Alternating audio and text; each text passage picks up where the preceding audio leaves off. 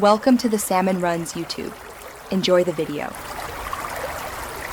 A door lock spring stores torque to return the latch to its resting position. Choose material carefully and pick music wire or spring steel for consistent strength and fatigue resistance.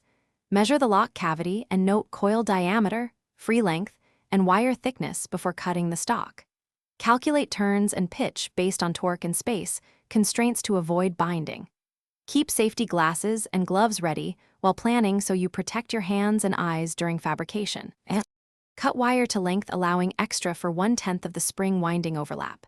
Secure a mandrel that matches the final coil diameter and clamp it firmly in a vise for stability.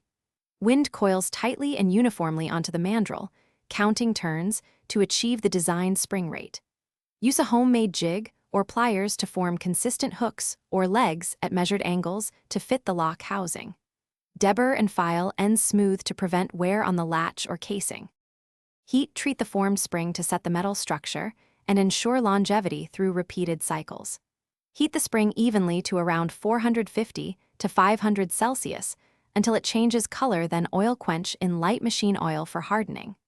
Temper the spring at 200 Celsius for 1 hour to reduce brittleness while preserving the necessary spring strength. Reinstall the spring with correct preload and secure mounting features to prevent rotation or slip. Test the latch action through 100 cycles and adjust turns or preload if necessary. Thanks for watching. Consider subscribing if we helped you.